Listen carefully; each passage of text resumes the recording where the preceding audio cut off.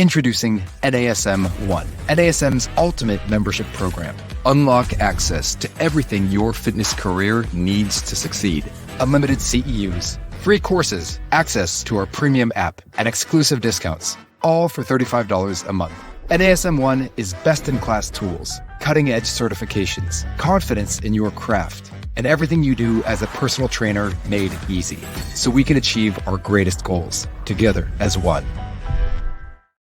You're listening to the Mindful Drinking Podcast with Derek Brown on the NASM Podcast Network.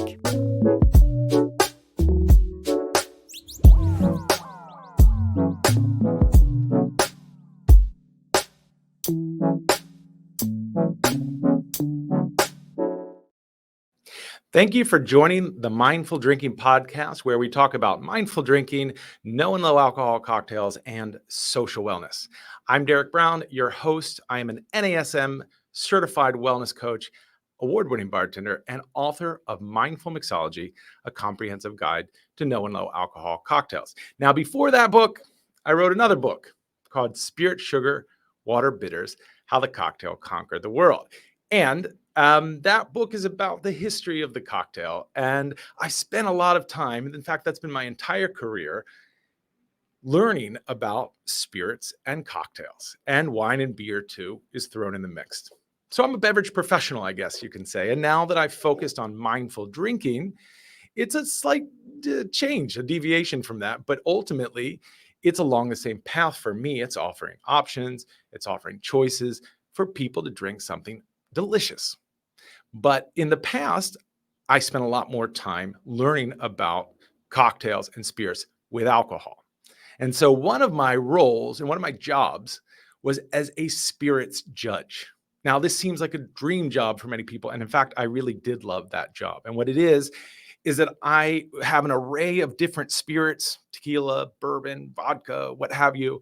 And I would evaluate them on a sensory basis to tell you which one I thought was the best. We'd assign them medals, all that stuff. So if you ever come across a bottle of vodka or tequila, bourbon, what have you, and it has a medal on it, chances are at some point in history I was involved with that. And I am now focusing on non-alcoholic spirits, which is a totally different subject. But the reason I bring that up is because during that time, I drank a lot. That was very normal for me. And I really didn't think that I had a problem at all. It was kind of a normal part of my work, and it was all intertwined. So I'll give you an example of this a little over 2 week stretch where I drank nearly 600 drinks with alcohol. Now, I want to clear it up from the beginning. Nobody can probably drink that much and survive. A lot of them were during the course of judging the spirits, which means that I would expectorate or spit out the spirits, right? So I didn't, we might judge 50 to 100 spirits in a day, but I didn't actually drink them, meaning that I swallowed them. A lot of them I would swish around my mouth, get the sense of them, get the feeling, and expectorate, aka spit it out. However, here's the deal. A little bit, just a little bit, is absorbed into the mouth walls. And that leads to, over the course of a day, if you're drinking 100 spirits, and some of them can be pretty high ABV, which is alcohol by volume. We're going to discuss what that means later. So if you don't know what that means, don't hang on. We're going to talk about that. And that's a high proof. That means it's a lot of alcohol in it. That's a very simple way to explain it. And so throughout the course of the day, by the end of it, I wasn't drunk. I wasn't intoxicated, but I was fuzzy is the best way to explain it. And so during the course of this many years ago, but during the course of this almost a 2.5 week period, I did 2 judging competitions. And the first one, afterwards, I would go and I would grab drinks with my friends. We would go to different bars, cocktail bars, to check out the different types of cocktails they had. People would say, oh, try this spirit, because they knew us and they knew what we were about, that we were, evaluating these spirits. And so the result was that, I was drinking morning till night, and it was seemed very normal. This is my job after all. And then in between these 2 competitions on either end, I went to the Kentucky Bourbon Spirits Trail, which is awesome. And I do recommend it. It's wonderful. I got to go to all of these different distilleries and try small batch bourbon, single barrel bourbons, some very rare stuff. If you're like a Pappy head, meaning that you know what Pappy Van Winkle is, I didn't try that one, but I have tried that one and it's pretty good. But I tried very, very excellent bourbons. And so some of which I expectorated, this is a word we're getting to know, I hope, and some of which I just enjoyed. And throughout this whole process, none of this seemed strange to me until I got to the very, very last tasting, where I think I was tasting about, I can't remember, 10 to 15 different spirits at a craft distillery. And while I got to let's just make it up, I can't remember the exact number, say number 11, I started to have this incredible hollow feeling. And I felt nauseous. And I excused myself and I went to the bathroom. And there I sat on the toilet. And I was sweating profusely. I felt, again, this hollow feeling, nauseous. I felt terrible. And what happened essentially is for this course of 10 minutes, I was just there. I wasn't able to move. I mean, I literally could move, but I didn't feel like I could get up and feel normal. And my clothes were soaked from the sweatings. I literally had to go under the hand dryer and try to dry my shirt, which looked like I had been sprayed with a hose.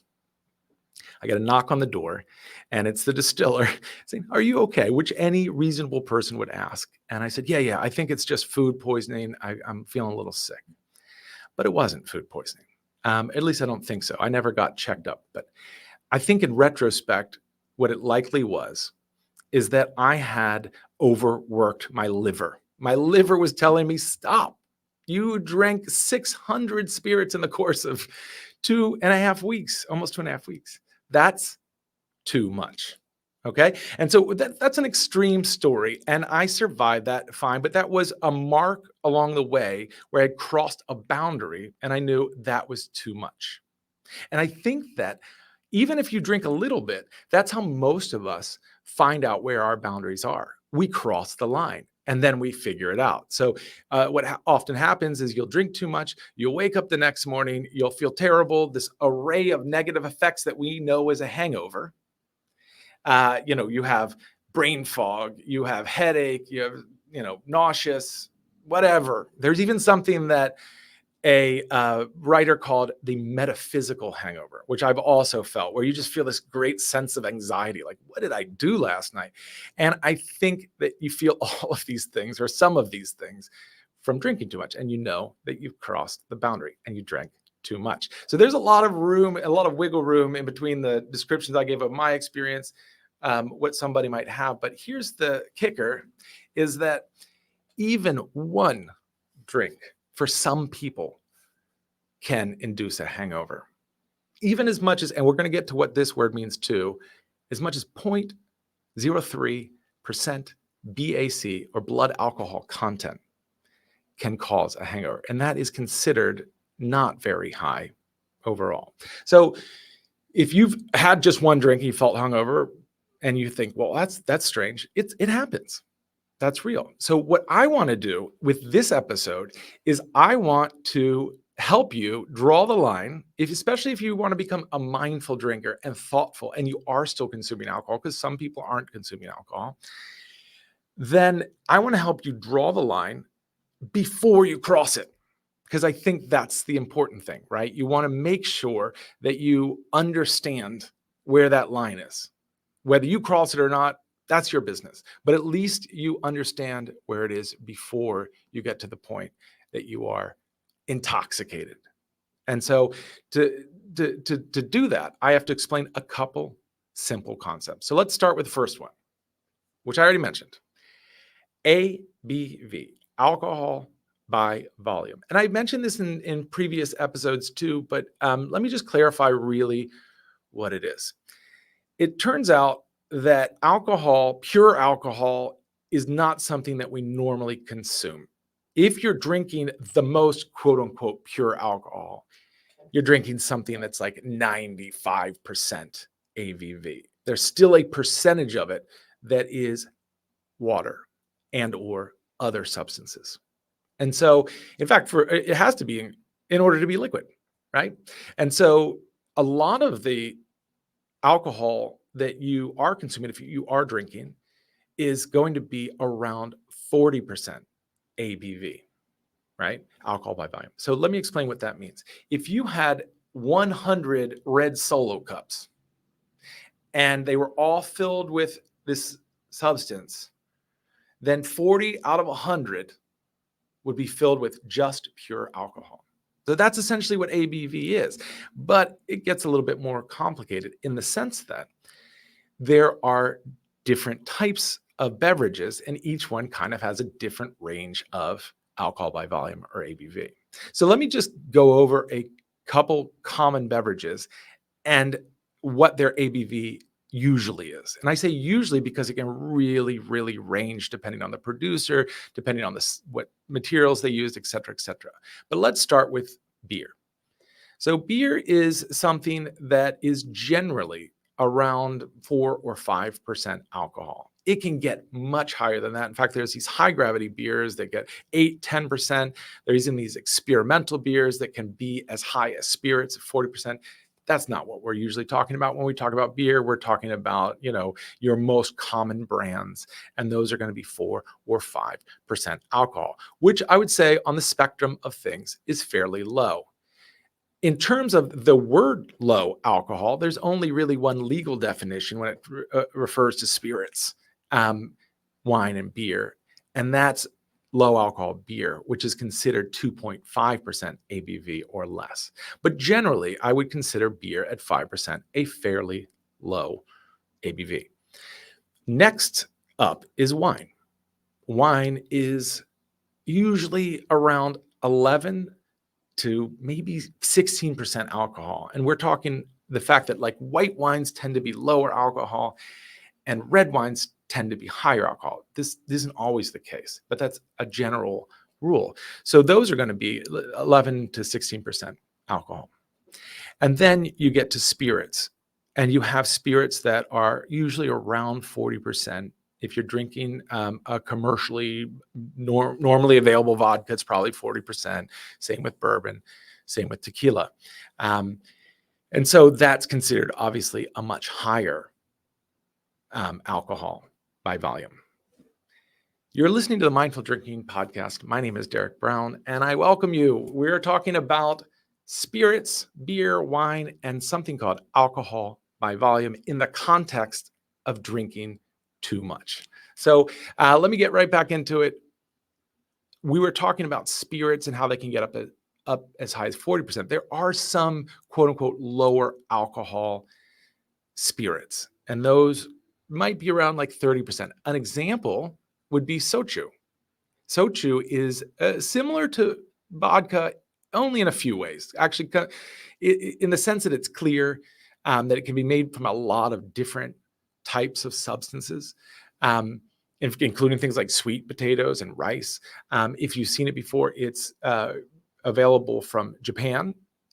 There's also soju, which is only a slightly different transliteration or different translated in terms of the letters. It's SOJU. It's similar, but they have different rules based on the locality. We're not going to get into all of that, but the soju is generally around 30% and can be as low as 20%.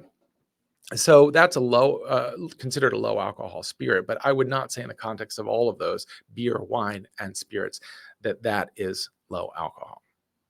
So sorry, I know that this involves a lot of math, and some of you may or may not enjoy that. I actually really enjoy it, but let me just say, I think ultimately none of this is that much more complicated than sort of nutritional values.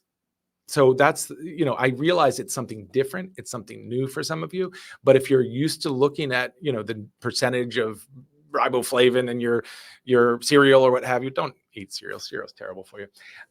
But then clearly, you're familiar with percentages and you understand this basic math. So let's just stop there. It's not that much more complicated. So if your brain's spinning, just hold on. It's not going to get too much more complicated than that. So There is one level of complication that is there, and that is cocktails. Now, a cocktail can be a very wide range of ABV, or alcohol by volume. So an example would be a michelada. If you've ever had a michelada before, it's really tasty. It is beer that has different, like a soy sauce in it, and it has a tahine rim, and there's different elements. Sometimes people will add tomato juice to it as well, and it's super tasty. It's very refreshing, and it's fairly low alcohol because the base of it is beer. So you're mixing beer with other stuff, which means it's going to reduce the alcohol by volume, right? So at that point, that 5% gets diluted even more. Now, if you're having a Manhattan, which is usually with bourbon and sweet vermouth and bitters, I'm sorry, to be honest with you, the usual spirit is rye, but I think people talk about bourbon using bourbon in it too. I don't, for the cocktail nerds out there, I want to be very clear. I know that rye is the original one, but people use bourbon too. And so they use a whiskey, they use a vermouth, they use bitters, and all of that is alcohol. So it's compounding alcohol on top of alcohol, although some are different levels of ABV. For instance, vermouth is 18 to 20% or 22% alcohol by volume. So that might end up as high as 25% ABV, which is pretty high for a cocktail. And it gets a little bit more complicated when you talk about the standard drink too. So, but let me save you some math here.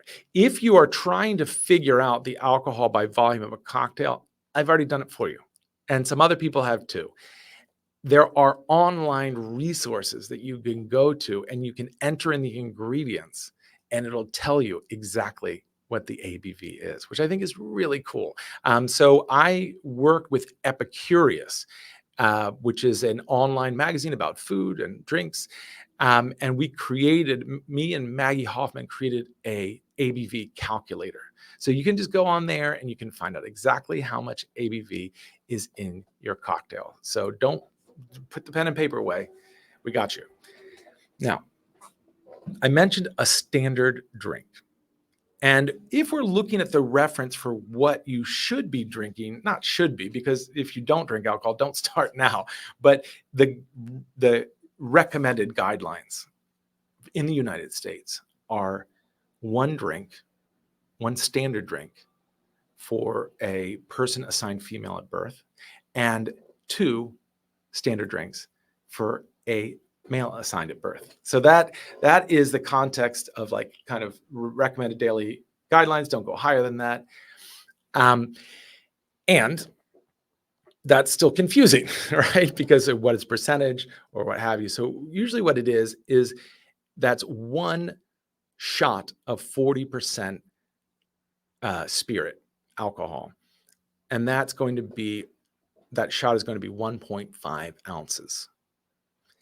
It is 12 ounces of a 5% beer, or 12 ounces of a 5% beer, or 5 ounces of a 14% glass of wine. All of these are equivalent. So if you've heard oh my gosh, well, wine is better for you, or wine somehow has less alcohol, it is true in one sense that wine has less ABV percentage. But if you're consuming more of it, then it starts to even out at some point. And so a shot or a glass of wine or a pint of beer are roughly equivalent in terms of a standard drink. And something like a Manhattan might be even as much as 2 standard drinks. So that gets really confusing when you go into a bar and you order a Manhattan, and then you order another Manhattan. You say, look, I only had 2 drinks, but actually you had 4 drinks.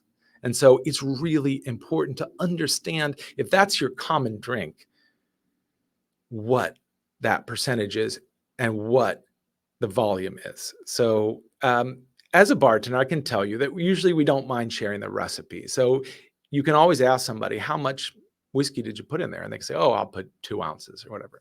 Okay, great. I know that that's a pretty high amount. If they put less in, whatever. And you can also go online to different websites which will indicate what a common cocktail is as well. I believe responsibility.org has some different websites that indicate how much your common margarita is, Manhattan. So you don't even have to put that into my Epicurious calculator. You can go figure that out by just going to responsibility.org. Both are great resources. Now, that's the amount of alcohol that's in the drink. What about the amount of alcohol that's in you? That is something that we refer to too, called BAC, or blood alcohol content. So that means that once you drink it, it gets into your blood and it penetrates your brain and your blood pretty quickly, because alcohol is essentially immediately acting. I think we all have experienced that. If we drank alcohol before, it doesn't take too long before we start to feel its effects. So with blood alcohol content, as I mentioned, even 0.03% can cause a hangover, where typically 0.08% is considered inebriated. That's when you're drunk, is the plain language there. So in between that, there's a lot that could happen. And then we have different definitions of binge drinking. And binge drinking is considered when you drink to the amount of 0.08% BAC by some standards, and by other standards, because there's different bodies like the SAMHSA, the Substance Abuse and Mental Health, and NIAAA, the National Institute of Alcohol Abuse, and so forth. These have slightly different standards. One of them might say 0.08% BAC. The other one will say 4 or 5 drinks is considered binge drinking in one setting. What affects those are a number of factors, including whether you're eating with it, what your hormonal levels are, which I don't know how to measure when you're going out, the sex you were assigned at birth, the time of, there's just so many different factors that go into it that you have to be cognizant of. I think those are the key ones. And I just want to clear up one quick misconception before we go on. Eating food after you have drank alcohol is not going to reduce your blood alcohol content. That is a misconception. The more likely thing is it's going to make you eat junk food. That's what the studies show. Not that it reduces your blood alcohol content, but it makes you make poorer choices, or it commonly leads to poorer choices when you drink alcohol. You know that, right? I mean, here in Washington, D.C., that's where I'm at. We have something called Ben's Chili Bowl, so you're going to go get a half smoke with chili on it and fries and all of that after you've been out drinking a night on U Street. So we all kind of are familiar with that experience, and I think that I don't have to go into too much detail. But it's just important to know that that's not going to bring down your blood alcohol content. Neither is drinking coffee. In fact, that's just like a speedball at that point. You're taking a stimulant and you're taking a depressant and you're putting them together, and the caffeine from the coffee is going to maybe encourage you to feel more awake than you actually are. So those are some common misconceptions. Also, taking a shower afterwards is not going to reduce your blood alcohol content. The best defense against that is not drinking too much. The second best defense against that is drinking with food. And that's why you often see healthy depictions of drinking alcohol as being paired with food, having a glass of wine with dinner. I want to clear up the fact that there is no healthy amount of alcohol. You can live a healthy life that incorporates alcohol, but the current scientific consensus is that there's no such thing as healthy alcohol. So I just want to be clear about that. That doesn't mean you should have to make choices for yourself, but knowing that, I think, makes a better choice ultimately. You're listening to the Mindful Drinking Podcast. My name is Derek Brown, and we are talking about drinking too much. And we've got into pairing food and alcohol, food and alcohol together and how that affects your blood alcohol content and all of that. We talked about ABV. And now we're sort of just chatting about how you can get to the point where you're not reaching that limit or going over the limit. And I think that a big factor in that is, first and foremost, just not drinking a lot, to making sure that you go in with a plan, that you understand how much you should drink based on your particular situation, right? Because ultimately, I can't give you an exact number of drinks. You can go by the recommended guidelines and have 1 drink if you're assigned female at birth, 2 drinks if you're assigned male at birth. But let me just add one more thing. In Canada, recently, they have said no amount of alcohol is recommended. And so did the World Health Organization. They have also said that they recommend no amount of alcohol. So the United States is starting to consider that as well. So right now we have 1 or 2 drinks as the guidelines, but that may change in time. It's important to recognize that science does change. We learn more as we go along. Studies are replicated, sometimes debunked, sometimes improved, sometimes confirmed.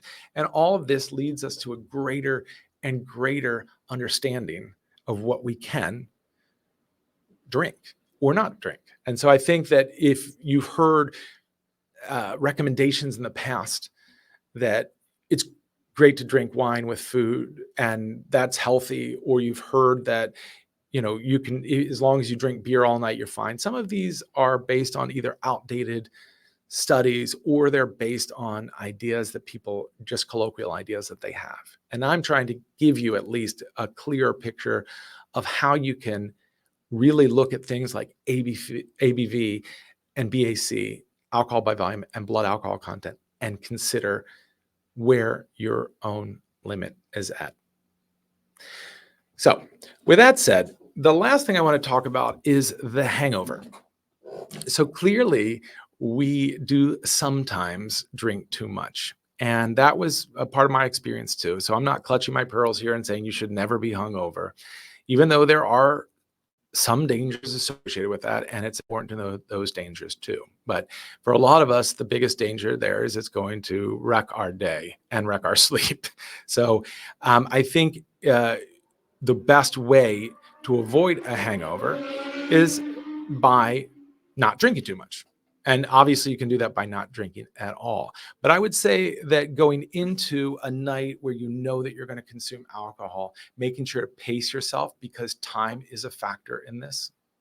Making sure that you are consuming water, maybe even drinking water in between drinks of alcohol or non-alcoholic drinks as well. Other non-alcoholic drinks are fine. Eating with food, having it earlier in the afternoon or early evening instead of drinking late is also super helpful. And all of this is going to lead you to a place where you're likely not going to run afoul and get to the point where you have consumed too much. There is also obviously something called problem drinking. And if you find yourself in a situation where you're having a lot of hangovers and you're drinking a lot and it's on a normal, regular basis, it's not episodic, meaning it's just every now and then, but it is on a longer term basis. So you're doing it all the time. There is a case that you might want to check with a medical professional and honestly answer the questions, because I don't know about you, but I never honestly answered those questions. When the doctor said, how many drinks did you have? I probably halved it each time. But I think that your primary physician is a really great way to check in about that, because there's lots of information they have and lots of ways that they can help you evaluate your drinking. And ideally, they're working with you and not just telling you exactly what to do or pointing a finger. There are other medical professionals that can help as well. And so what I'm just suggesting, if you feel that you've gotten to a point where this is chronic and not just episodic, meaning chronic, meaning it's over a period of time, it never hurts to check in. And it never hurts to take some time off from drinking too. There are lots of these holidays now, we're non-drinking holidays, as we call them, like dry January or dry July now, sober October, where there are periods of temporary abstinence. And those can also be helpful to reset. You don't have to give up drinking forever. You can just decide for now that you are going to consider how you drink. And I think that that is a key part of mindful drinking. Mindful drinking can involve alcohol. It can involve the amount of alcohol you want to drink, as long as you're aware of those limitations and that you understand that there is a point where it can be harmful. And sometimes that point is just one drink. But recognizing we're probably going to drink anyway, getting a little deeper into it and understanding ABV and BAC, just like you might understand some of the nutritional guidelines, just like you might understand macros, those are important things to look at. So I am absolutely grateful for you joining in this episode today. I hope you learned a little bit about how to recognize when it's too much and that you can go forward and drink in a way that fits with your goals. Now, the last thing I want to add is just there is a survey that you can take for NASM to tell us a little bit about how we're doing on our podcasts. And if you go into the podcast description and check it out, there is going to be a link and you have a chance, just a chance, to win a $100 gift certificate. Well, thank you so much for joining us on the Mindful Drinking Podcast. Check out the survey, check out our previous episodes, and we look forward to seeing you next time.